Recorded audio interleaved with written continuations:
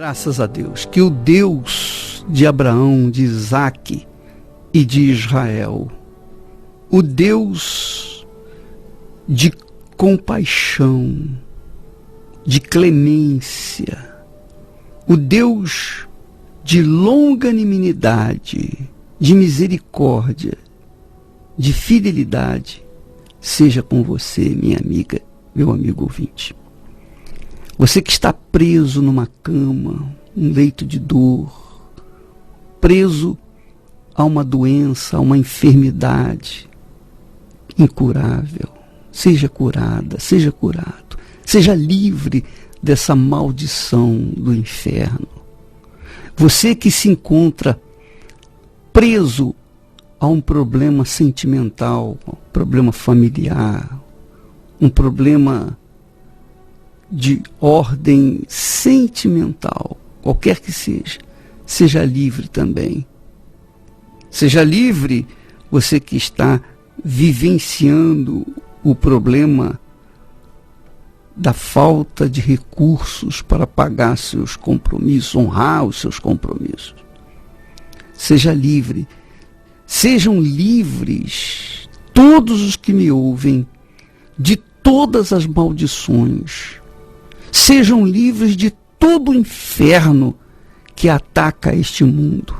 Em o nome do Senhor Jesus. E você que crê, diga amém. E graças a Deus.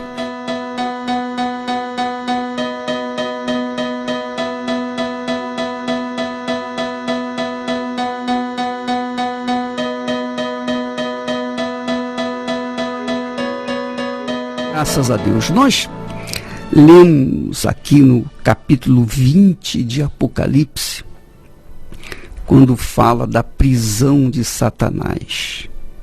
Diz que um anjo desceu do céu e tinha na mão a chave do abismo e uma grande corrente.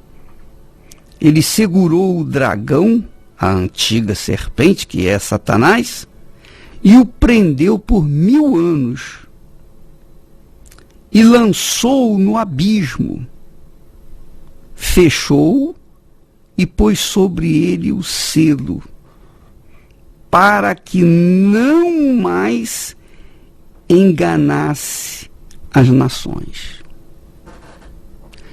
Para que não mais enganasse as nações até se completarem os 1000 anos. É interessante, minha amiga e meu amigo ouvinte, que o espírito do engano se alastra pelo mundo, levando as pessoas à maior peste que existe na face da terra, que se chama engano. Foi o engano que levou Eva a desobedecer a Deus e, consequentemente, levar também Adão à desobediência. E o pior pecado deles, ou a coisa mais grave, além da desobediência a Deus, foi que Adão e Eva, que tinham a autoridade de Deus, Adão especialmente, que tinha o domínio sobre todas as coisas, inclusive sobre a serpente, ele tinha o domínio, ele era a autoridade máxima na terra. Ainda assim, quando ele ouviu a voz do engano, imediatamente ele transferiu a sua autoridade, o seu domínio, para a serpente, ou seja, para Satanás. Então Satanás teve o direito de desenvolver neste mundo todo o seu engano. E a partir dali nasceu uma humanidade corrupta, uma humanidade cruel, injusta, uma humanidade que se desenvolveu até os dias de hoje, como você mesmo sabe muito bem, uma terra cheia de convulsões de caos social, onde ninguém é de ninguém, onde cada um por si é por si, onde as pessoas não mais respeitam, não se respeitam, não tem um mínimo de calor humano, a vaidade, né? a violência, a maldade, a perversidade, tudo isso corre frouxo nesse mundo por conta do engano que começou lá no Jardim do Éden. Então esse espírito, Satanás, será preso por 1000 anos para não enganar mais as nações. Eu queria que você, minha amiga, meu amigo, soubesse uma coisa. Dentre os muitos enganos que Satanás dispersa neste mundo, desenvolve neste mundo, espalha nesse mundo, é com respeito à morte. As pessoas pensam que estão certas, estão convictas, elas estão convictas da certeza de que depois da morte elas vão para o paraíso ou vão para o purgatório, vão ser, os seus pecados vão ser purgados e então elas vão ter acesso ao reino dos céus. E todo mundo, no final das contas, vai chegar no reino dos céus. Isso é uma mentira. Porque Deus é justo. Deus é justiça. Então ele não poderia, jamais, em tempo algum, de forma alguma, por conta da sua própria natureza, que é justa, ele não poderia misturar os justos com os injustos. Então, quando a pessoa morre na injustiça, enquanto ela está viva, ela tem o direito de definir o seu destino final, o destino da sua alma. Ela tem o direito de fazer a sua opção, a sua escolha. Mas, se ela morre vivendo na injustiça, ela, por exemplo, é uma pessoa que faz o que não deve, ela é uma criminosa, ela é ladra, ela é mentirosa, ela é enganadora, ela é corrupta, ela tem uma vida totalmente contrária àquilo que a Bíblia se nos ensina. A sua conduta, o seu comportamento é contrário à ética, é contrário à verdade, é contrário à palavra de Deus. Então ela morre nessa situação. Então, o que acontece? Por conta da justiça de Deus, aquela criatura que morreu na injustiça, ela é levada pelos espíritos da injustiça para o reino da injustiça, que é o inferno. O inferno é o reino da injustiça. Então as pessoas que morrem na injustiça, elas já são de direito, por justiça, pertencentes ao reino de Satanás, que é o inferno.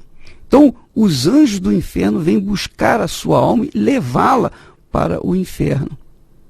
Porém, o inferno não é o destino final. Elas ficam lá no inferno, urrando, sofrendo as consequências da sua injustiça, até o juízo final.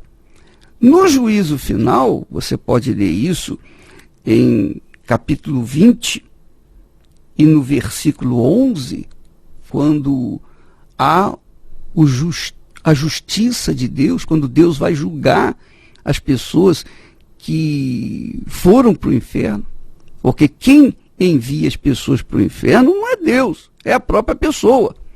Se eu vivo uma vida corrupta, então, quando eu morrer, eu vou direto, eu sou levado, a minha alma é levada direto para o mundo da corrupção. E aí, eu vou ficar aguardando até o juízo final. E é óbvio que no juízo final, os livros que Deus tem guardado para contar a minha história, lá naquele livro tem toda a minha história. A história das minhas injustiças, das minhas corrupções, dos meus erros. Então, o que acontece? Eu não terei, no caso de ter ido para o inferno e agora voltado para ser julgado pelo trono do Altíssimo, eu não terei advogado, não terei quem possa me absolver, me ajudar, me defender. Por quê? Porque eu neguei a justiça. Eu disse não à única pessoa que poderia me justificar, que era Jesus. No juízo final, minha amiga, no dia do juízo final, Jesus não vai estar presente para defender ninguém. Ele só defende aqueles que o abraçam, aqueles que se entregam a ele de corpo, alma e espírito. Ou melhor, de espírito, alma e corpo. Quando a pessoa se entrega a ele, quando a pessoa se rende a ele, quando a pessoa dá o seu coração para ele, a sua vida para ele, antes de morrer, aí sim Jesus salva, perdoa, porque ele é longânimo, é compassivo, é misericordioso, ele está pronto para perdoar, receber todos os que estão caídos, vivendo na prostituição, vivendo na corrupção. Então as pessoas que se voltam para ele, enquanto estão vivas, há salvação para elas no Senhor Jesus. Mas se elas morrem sem terem entregue suas vidas para ele, elas vão direto para o inferno. O inferno é como uma delegacia. A pessoa, quando pega num crime, ela é levada para a delegacia e lá, às vezes, ela fica presa, né? Ela fica aguardando o julgamento. E quando ela está lá na delegacia aguardando o julgamento, ela não pode fazer nada. Ela está presa e fica esperando o dia do seu julgamento. Quando for o dia do seu julgamento, então ela vai perante o juiz e ali ela vai ter defesa, direito de defesa, etc. Se ela for condenada, ela vai direto para a prisão. Aí sim ela vai para a prisão. Ela vai cumprir pena. É a mesma coisa. No reino de Deus é assim. Funciona dessa forma. O inferno é a delegacia, onde as pessoas ficam aguardando o julgamento. Mas no dia do julgamento, o julgamento final, que você pode ler em Apocalipse 20 e versículo 11, as pessoas, uma vez condenadas, todos os que ali chegarem, elas vão ser condenadas. E aí serão levadas para a prisão final, definitiva e eterna.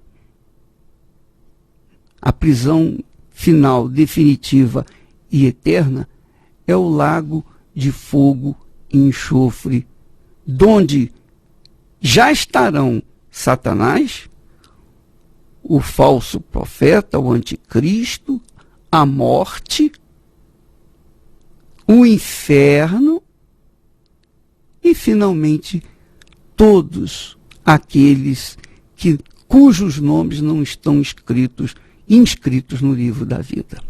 E aqui, no capítulo 21 de Apocalipse, versículo 8, diz quem são esses. Diz assim: os covardes, os incrédulos, os abomináveis, os assassinos, os impuros, os feiticeiros, os idólatras e a todos os mentirosos, a parte que lhes cabe será no lago que arde com fogo e enxofre, a saber, a segunda morte. Se você está enquadrado em um desses desses itens aqui, se você é um covarde, se você é um incrédulo, se você é um assassino, se você é um impuro, se você é um idólatra, se você é um mentiroso, enfim. Se você é uma dessas pessoas, você traz dentro de si um desses pecados e quer a salvação, enquanto você estiver vivo, você tem direito à salvação. Se você apelar, entregar a sua vida para o Senhor Jesus Cristo. Ah, mas eu sou católica, bispo. Eu sou evangélico, eu já sou messiânico, eu já sou budista, espírita e tal, tal. Não interessa a sua religião. Se você é um católico mentiroso, você vai para o inferno. Se você é um evangélico mentiroso, também vai para o inferno. Se você é um muçulmano mentiroso, você também vai para o inferno. Se você é um judeu mentiroso, você vai para o inferno. Não tem salvação para ninguém que seja mentiroso, a não ser quando esse alguém entrega a sua vida, se rende ao Senhor Jesus e o elege como o Senhor da sua vida, como o seu Redentor, como o seu Salvador, como o seu resgatador. Quando a pessoa elege Jesus como o Senhor da sua vida, enquanto ela está viva, então, quando ela morrer, ela está justificada, ela vai direto para o seio de Abraão. Que maravilha, né? Então, essa é a esperança para os vivos. Agora, os que morreram, já era, não tem mais solução. É por isso que nós não oramos para os mortos. Não oramos para os mortos justamente por isso. Porque o morto já está definido, não vai adiantar a oração. Você pode jejuar, orar, você pode acender vela, você pode acender uma fogueira, você pode incendiar todo o mundo, todo o planeta Terra, que não vai adiantar nada. O morto já morreu, já era. Só há salvação para aqueles que estão vivos e têm o direito de escolher e eleger o Senhor Jesus Cristo como o único Senhor da sua vida. Quando a pessoa elege Jesus como Senhor de sua vida, então ela deixa de ser religiosa, ela deixa de ser A, B, C, pertencer à religião A, B ou C. Ela se torna uma criatura verdadeiramente cristã, seguidora exclusivamente do Senhor Jesus.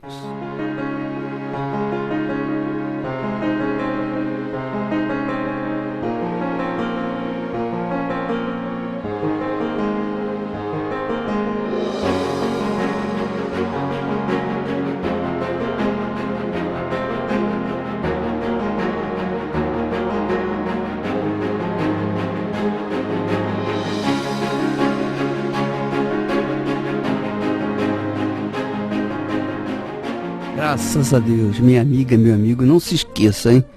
Você pode ser evangélica, católica, você pode pertencer à Igreja Universal do Reino de Deus, mas se você é impuro, idólatra, se você é feiticeiro, se você é covarde, se você é abominável, se você é um assassino, você vai para o inferno. Mesmo pertencendo à Igreja Universal do Reino de Deus, se você é essa pessoa que está incluída nessa lista aqui, essa lista aqui é cruel. Olha, ela diz assim: quanto, porém, aos covardes, aos incrédulos, aos abomináveis, aos assassinos.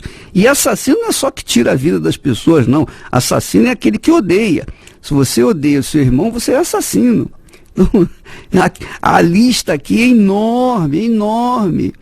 Então, se você é religioso, se você não é religioso, se você é evangélico, católico, espírita, espiritualista, budista, se você é caridoso, se você... Não importa quem você, qual a religião que você pratica. Se você faz aquilo que está escrito aqui, então, nesse capítulo 21 de Apocalipse e versículo 8, se você pratica uma dessas coisas, já era. Só tem uma saída: é fazer do Senhor Jesus o seu Salvador. Você se entregar. Não é aceitá-lo, não.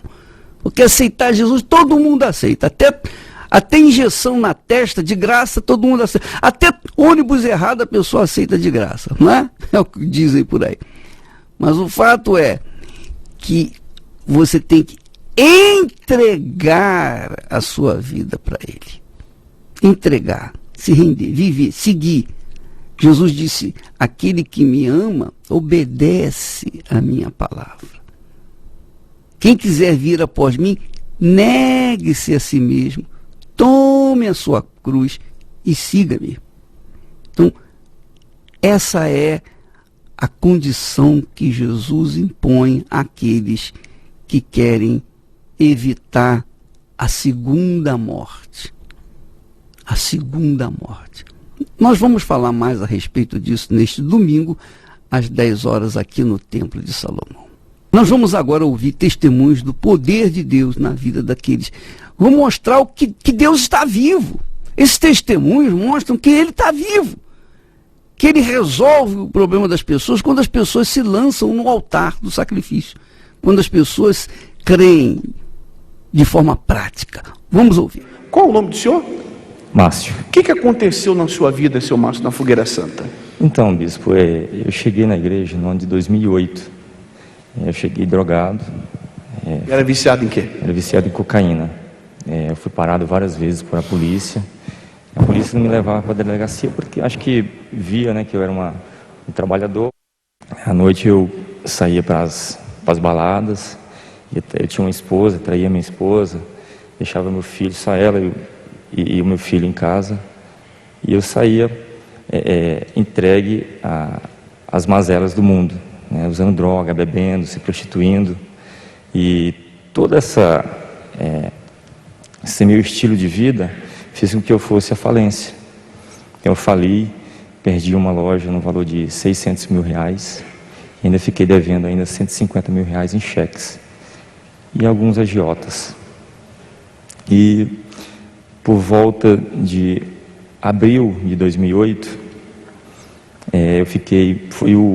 foi o estupim para que eu viesse à igreja. Eu não acreditava em Deus. Eu estava numa madrugada trocando de canal. Não estava com intenção de colocar no canal da igreja. E apareceu o senhor falando num programa, né? E eu estava ali, só eu sabia o jeito que eu estava. Só eu sabia, porque a minha esposa estava em casa, mas estava separada. Quando eu chegava primeiro, eu dormia no quarto e ela dormia na sala. Se eu chegasse por último, eu ficava na sala. Então foi nessa que eu acertei no canal da igreja.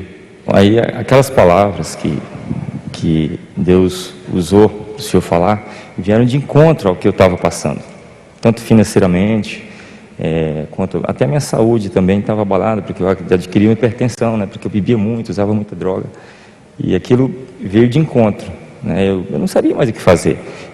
Eu me entreguei mesmo a uma situação de derrota. E aquela palavra que o senhor falou ali, eu vi mesmo sem acreditar em Deus, eu vi ali sabe assim, um pouquinho de chance de eu reconstituir a minha vida. Eu falei, olha, era 4:30 da manhã isso aí. Eu falei, eu vou lá nessa igreja. Eu com medo da minha esposa acordar, porque eu também não queria mostrar que eu assistia as coisas da igreja, né? Eu era tão incrédulo que eu não queria mostrar para as pessoas que eu poderia estar vendo alguém evangelizar ou assistir um programa evangélico, né? Aí eu falei, eu fiz um voto ali mesmo. Eu estava 3 dias com insônia. Eu falei, eu vou nessa igreja. Se Deus mudar a minha situação, eu vou continuar nela. Aí ali mesmo eu já dormi. Eu nem percebi, eu já dormi. Eu não conseguia dormir. Aquele meu voto ali naquele momento já tirou o mal da insônia. E eu acordei 7 horas da manhã, nem parecia que eu estava 3 dias acordado, né? Acordei 7 horas da manhã, sabe? Não tinha ressaca, não tinha nada. Fui tomar um banho, coloquei a melhor roupa, peguei o carro, né? O carro já estava em busca e apreensão, ainda tinha umas drogas por dentro, mas do jeito que eu estava eu fui. Fui para a igreja, assisti o culto, né? Que o senhor convidou 4:30 da manhã e 10 horas o senhor já estava lá. E eu também, né? Só que eu cheguei mais cedo, né? Cheguei, era umas 8 horas. Estava terminando outra reunião para começar a das 10. E ali naquele momento ali, minha vida foi diferente. A partir daquele dia ali. A partir daquele dia, eu não fumei mais, não bebi mais, não usei mais droga. Eu me entreguei, como eu estava entregue para o mundo, eu me entreguei para Deus. Naquele momento. Dia? No primeiro dia. Naquele dia ali, eu me entreguei porque eu fiz um voto. Se eu visse que aquilo ali era verdade, eu ficaria. E eu acreditei. O culto, no decorrer do culto, eu criei de verdade. Na madrugada, eu fiz um voto. Mas lá no culto, eu criei de verdade que o Senhor estava falando. Que tudo que o Senhor estava falando era verdade. Então, aí passou-se uns meses, aí veio a Fogueira Santa. O pastor sempre falava de votos, campanhas e tal, mas veio o mais forte, foi quando mudou mesmo a minha vida, porque nesse período, né, que eu estava na igreja, antes da Fogueira Santa, eu sofri um despejo, fui despejado da minha loja, fui despejado do meu apartamento, era tudo aluguel, eu não tinha nada, eu pagava aluguel, tinha uma loja, mas era aluguel, tinha um apartamento, mas era de aluguel, tinha a vaga do carro, mas também era aluguel, e estava faltando dinheiro para tudo, até para comprar os mantimentos de casa, até a conta de água, a conta de luz, não tinha condição de pagar, estava um monte lá acumulada. Quando o pessoal vinha para cortar, eu tinha que subornar para ele não cortar. E foi nessa situação que eu cheguei. E a única coisa que eu tinha era uma casa lá na periferia, que era alugada. O aluguel dela ajudava eu a pagar o aluguel do apartamento aqui na região da Bela Vista. Eu fui um dos primeiros a cumprir o voto, porque eu não via a hora de chegar. O primeiro que mudou foi a minha vida financeira, porque o meu casamento se estragou porque a vida financeira foi um fracasso. Aí minha esposa já estava buscando advogado para separar, então mudou a vida financeira. Hoje eu moro no mesmo condomínio que eu fui despejado, só que no melhor apartamento. Teu? Meu, próprio, pago, não devo nada. A vaga que eu fui expulso, me colocaram para fora, eu fui parar o carro embaixo de um viaduto.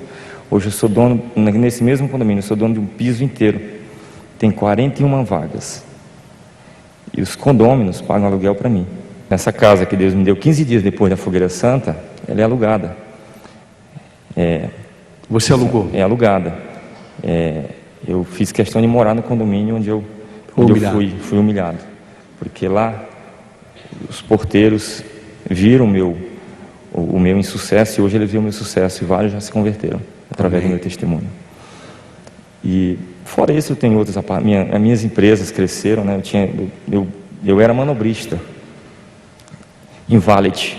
Valet, para quem não sabe, é aquelas banquinhas que ficam na frente dos restaurantes, né? Então foi ali que eu comecei. Só que hoje eu sou dono de estacionamentos próprios, não só aqui na capital, mas em Santos, em Guarulhos. Não só é um, em dois, são vários. Apartamentos também, só esse ano eu já comprei 2. Eu estou falando aqui das bênçãos, porque vem, tiro certeiro, não tem como errar.